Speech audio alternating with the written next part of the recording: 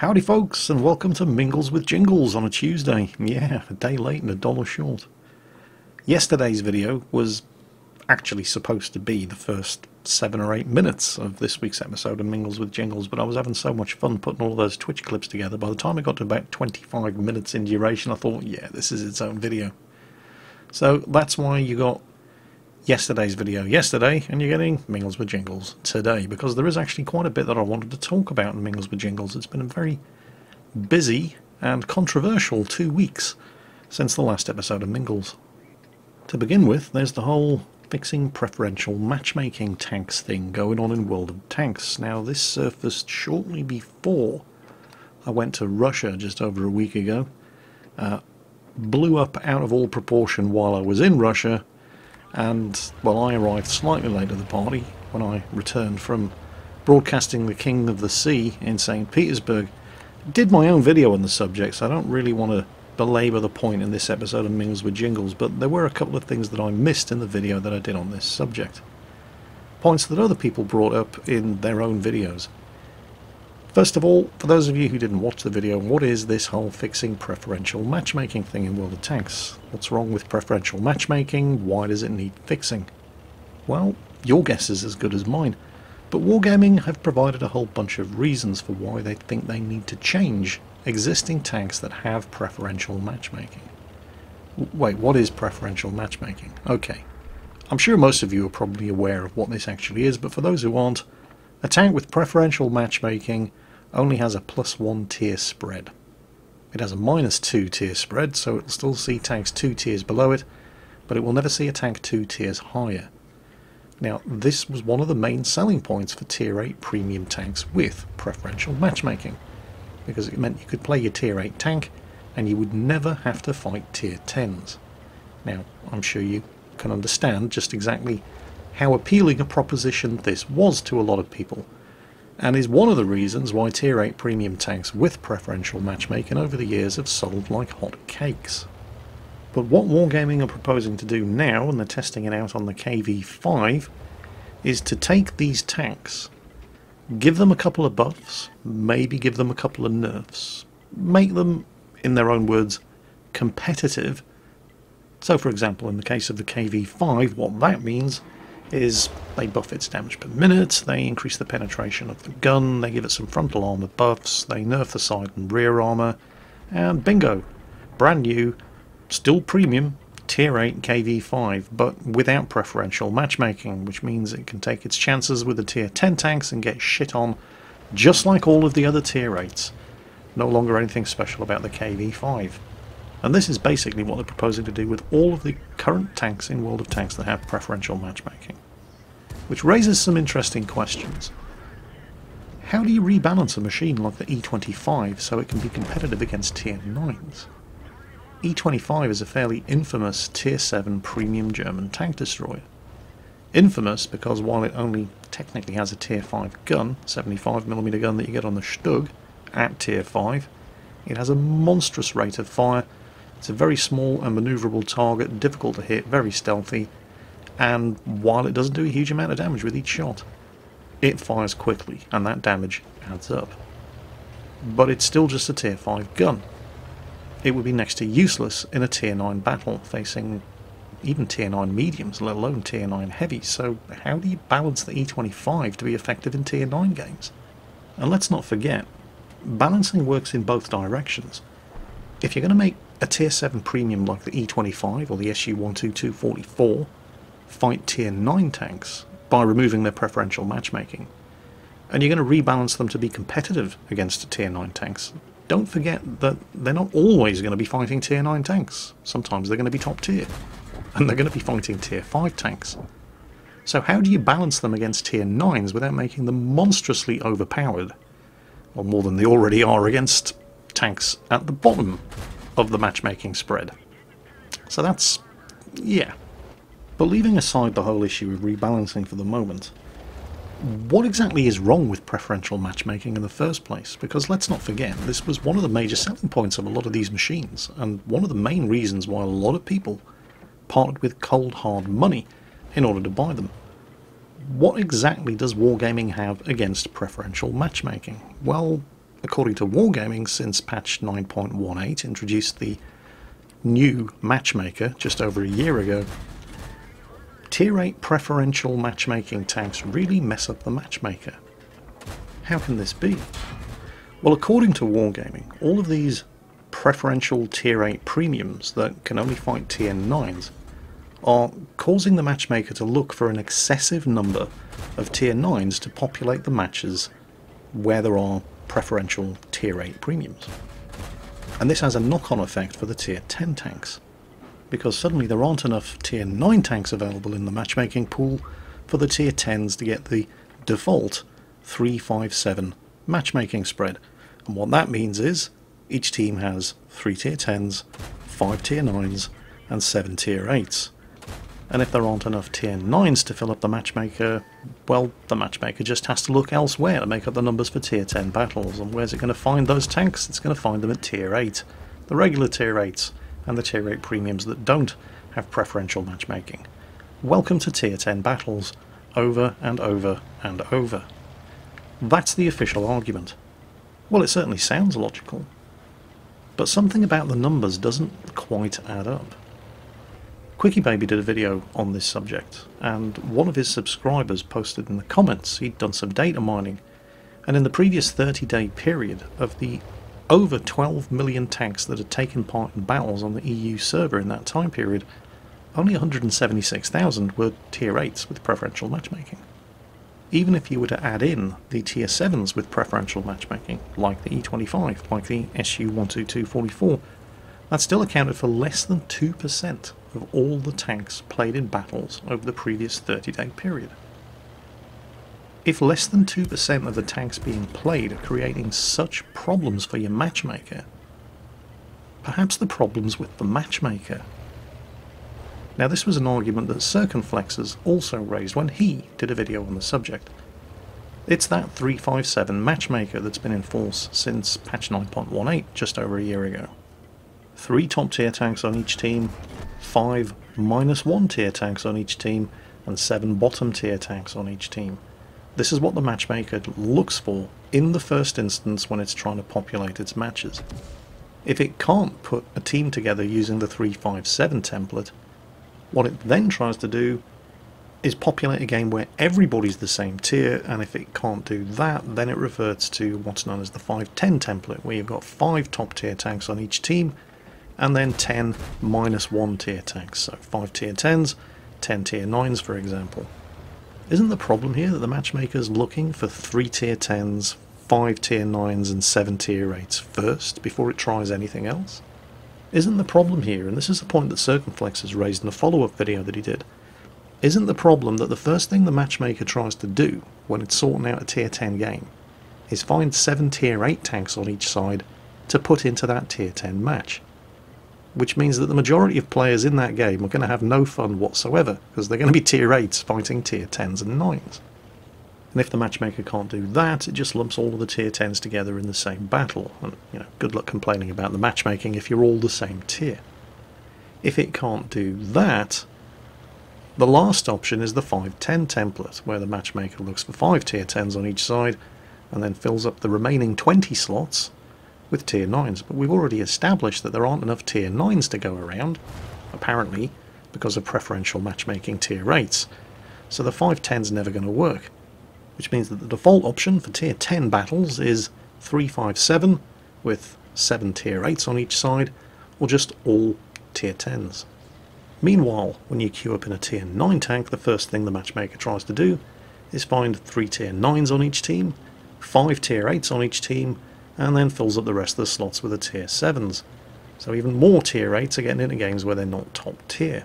If it can't manage that, it tries to find a whole bunch of Tier 9s to populate the game, but we've already established that the preferential matchmaking tanks, according to Wargaming, are dragging an excessive number of Tier 9 tanks into Tier 8 and 7 games, so that's never going to happen, and the next thing the matchmaker tries to do is 5-10. Except this time with Tier 9 as top tier, which means that there are now 20 Tier 8 tanks being dragged into games where they're still not top tier.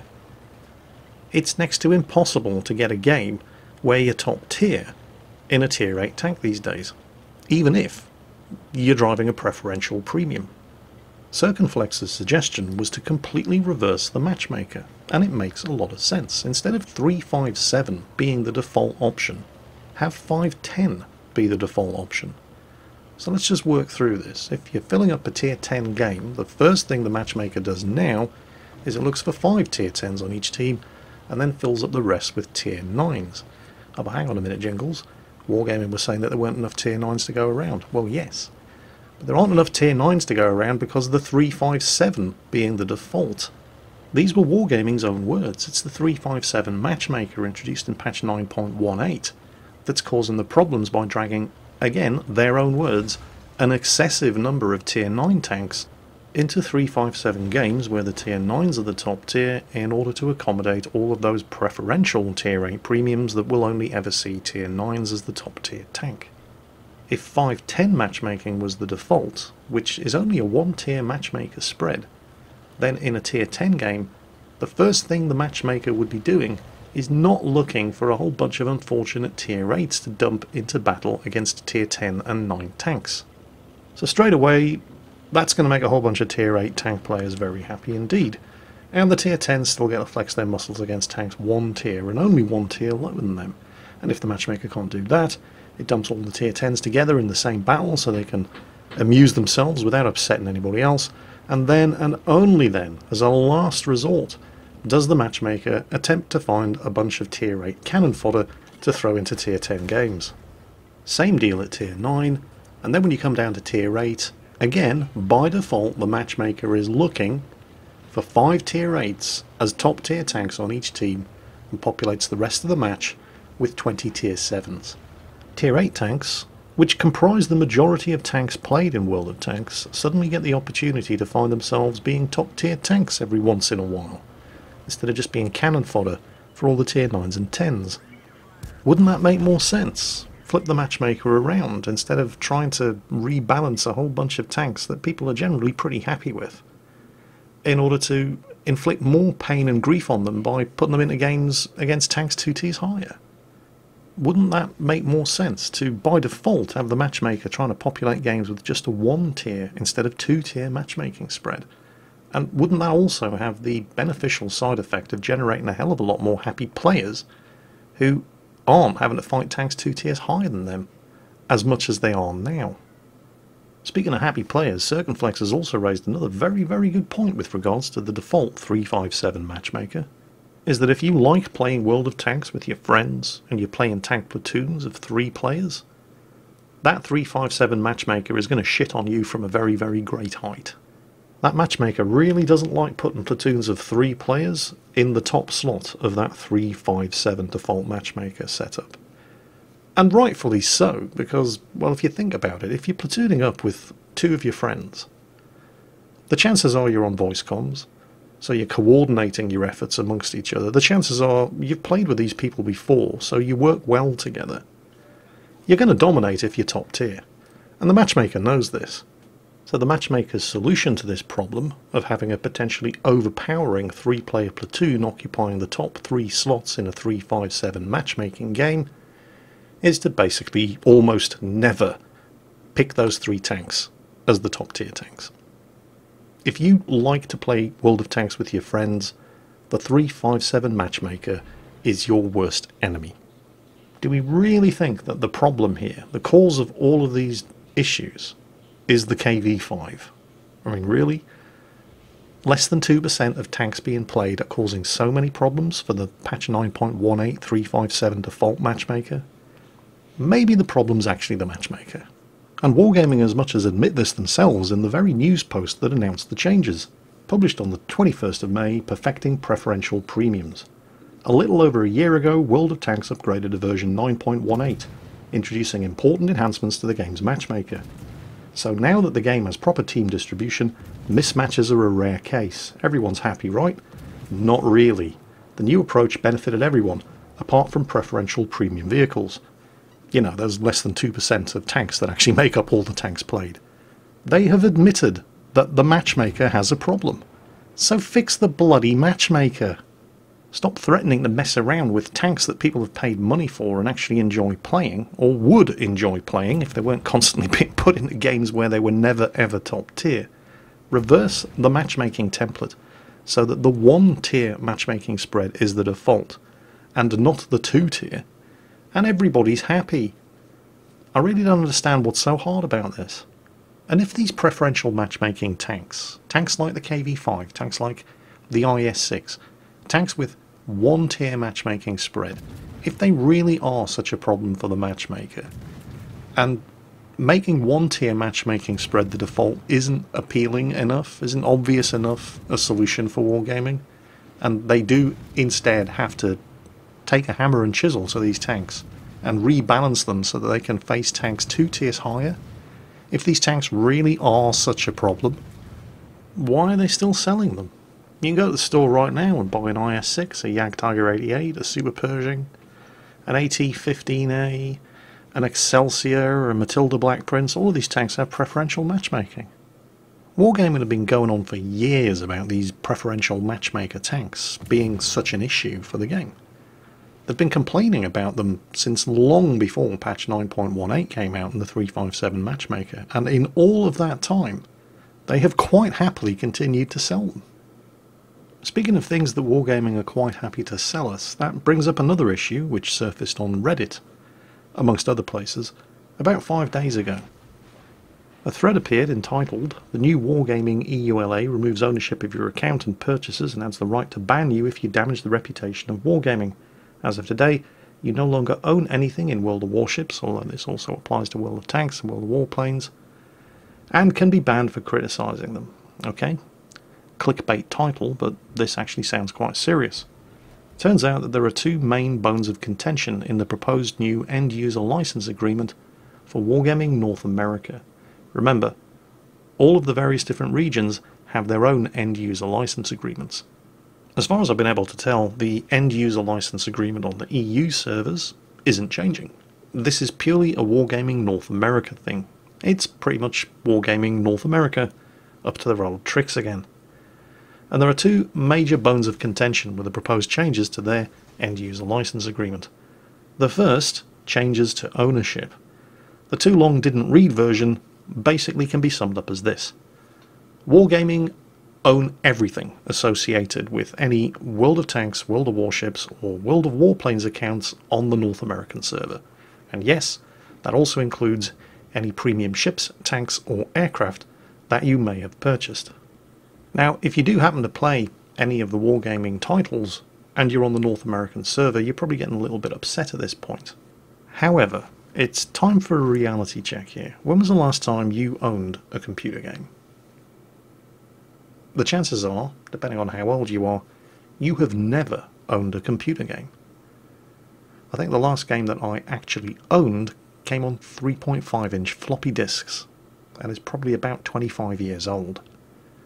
It's been a very, very long time since anybody actually bought a computer game. What you're actually buying is a license to use that computer game. And this is nothing new. It's just that the end-user license agreement is being updated into language that makes it absolutely very clear what you do and do not actually own as far as your wargaming products are concerned. Your Tirpitz, your IS-6, your Asashio, your Super Pershing, you don't actually own any of these virtual vehicles. All you own is the license to use them in the relevant games. This is nothing new. This is industry standard practice and has been for, well, probably longer than most of you guys have been alive. There are other things in this new end-user license agreement, which, by the way, doesn't come into effect on the North American server until the 15th of June. But there are other things that are slightly more concerning. Specifically, paragraph 9, fan websites.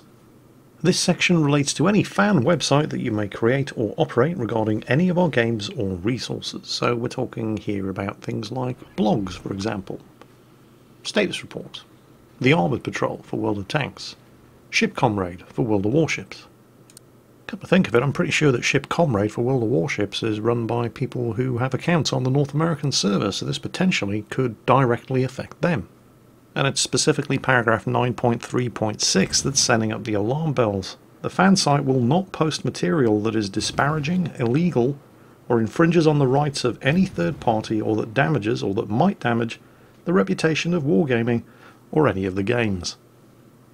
So you're no longer allowed to say anything bad about wargaming on any fan sites, or if you fail to comply with any of the terms set out in this section, we reserve the right to terminate your license over the fan site content and also to close your account. Huh. Really, Wargaming North America?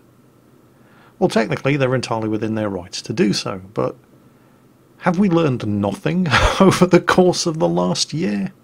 No, apparently they haven't learned anything, because paragraph 10 deals specifically with user-generated content. What is user-generated content? Well, I can give you one example.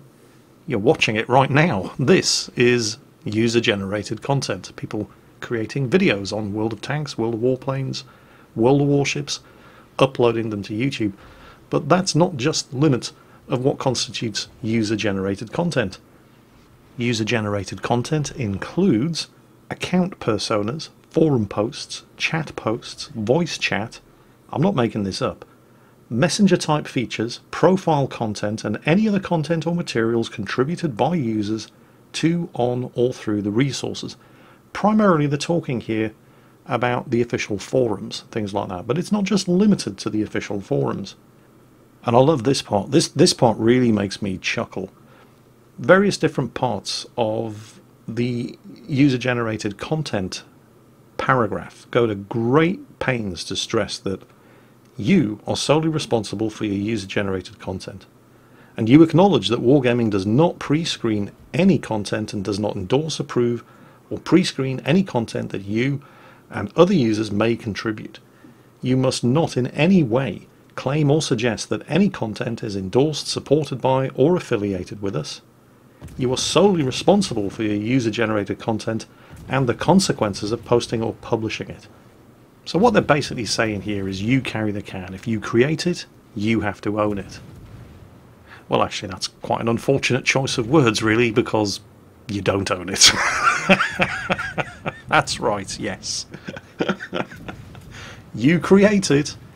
You bear the responsibility for anybody who's damaged, hurt, or offended by it, but it doesn't belong to you. Because, and I quote, any part of the content which comprises or incorporates any of our intellectual property rights remains our property, even though you're responsible for it. And as between us and you, we own the content which you create that is a derivative work of our intellectual property rights.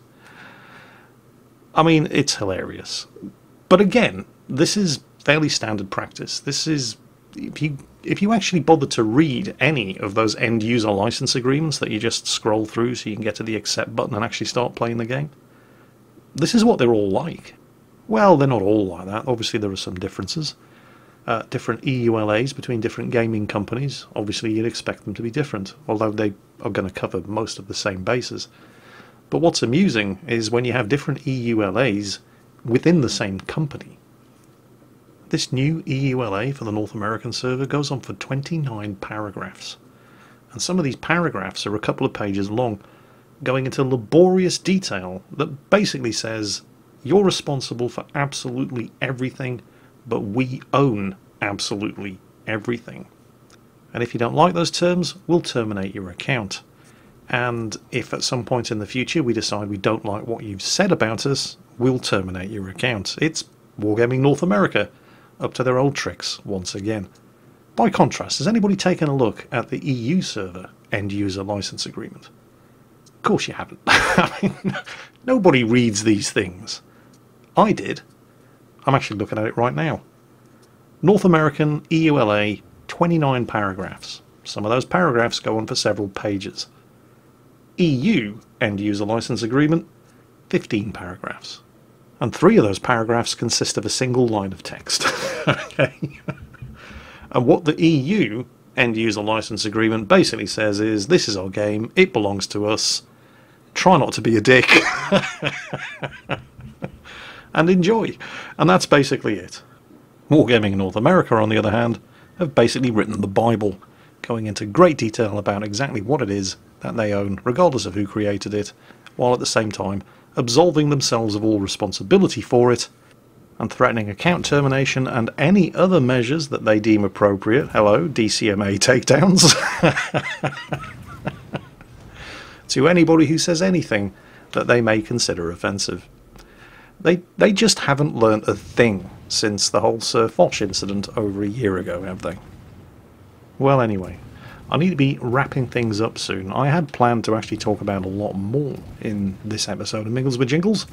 Unfortunately, what I plan to do and what I'm actually able to achieve are two entirely different things because, well, Rita had a bit of a problem with her PC today. And if Rita's having a problem with her PC, that means I'm having a problem. I sat myself down nice and early in order to ensure that I got this episode of Mingles with Jingles done well in advance of the normal time, because at 2 o'clock in the morning I'm taking a Skype call to conduct an interview with Shooting the Ship, which funnily enough is a North American World Warships fan site, so hey, at least we'll have something to talk about. Anyway, yeah, best laid plans of mice and men and all that. Rita suffered an internet outage on her PC, which is very unusual because she basically gets her internet connectivity from my PC. We have a home network set up and my PC was fine. Nothing wrong with my internet, which is, you know, unusual at this time of the year, but for once everything was working smoothly. Network diagnostics revealed no problems on my PC, and yet she couldn't actually access the network. Naturally, the Windows Network Troubleshooter proved about as reliable and useful as a solar-powered flashlight, and we were at our wits' end. Well, I say we were at our wits' end. I was busy trying to do Mingles with Jingles, and I proved that everything worked at this end, so the problem existed somewhere on Rita's PC. So I kind of left her to it because, you know, she's a youngster. She grew up with the internet. She knows more about it than I do. I just plug stuff in and hope it works. Yeah, that was never going to last. So, in the middle of trying to get this episode of Mingles with Jingles done, in advance of this Skype call at 2 o'clock in the morning, I basically had to save my work and sit staring at exactly the same network troubleshooting screens and diagnostic screens over and over and over for the better part of 3 hours, just so Rita would feel better about herself, secure in the knowledge that I was taking her problems seriously. Any married men out there? Yeah, you know exactly what I'm talking about. I did manage to get her computer online via the Wi-Fi rather than the Ethernet connection, but that's clearly not good enough for live streaming, so yeah, that was never going to be a permanent solution. Luckily, there are several people on Rita's Discord server who work as IT professionals, and one in particular goes by the name of James, went above and beyond the call of duty.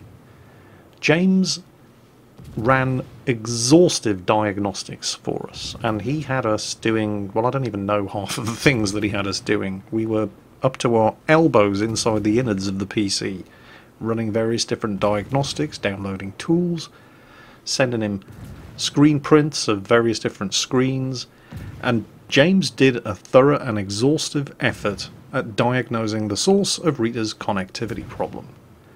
Eventually, the last thing that we tried, you see, we use these TP-Link home network adapters. They plug into the power sockets on the wall, and you pair them, and once they've matched up with each other, in go the Ethernet cables, and Bob's your mother's brother.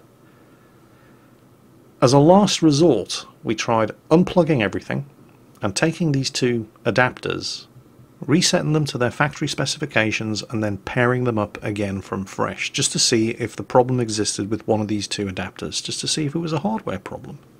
So with these two adapters reset and mated up again, I gave Rita hers, I took mine, plugged it into the wall, reconnected the Ethernet cable, plugged the power socket back in, booted up the PC again, and lo and behold, still nothing wrong with my PC, everything's working fine. So I'm sitting there on Discord with James, and I'm waiting for Rita to reconnect after plugging hers in and going through the boot up sequence again. After a few minutes, Rita came back online, but could have still been on the Wi-Fi connection for all we knew, so we waited anxiously to see if the test had been positive or negative. I'm back online, she said, but it's Wi-Fi only. It still says no connection over the Ethernet. Oh, wait a minute, she said. Now it says cable unplugged. What this genius had done, actually there were two things that she'd done, but we'll address them in order. The first thing that she'd done was plug the spare Ethernet cable into the network adapter, rather than the one that's actually plugged into the back of her PC, so naturally, cable unplugged. So, we had a bit of a laugh at her expense. She plugged the correct cable in, and lo and behold, suddenly she has a proper, stable Ethernet internet connection. Whoa, hang on a minute. Ein Minuten bitte.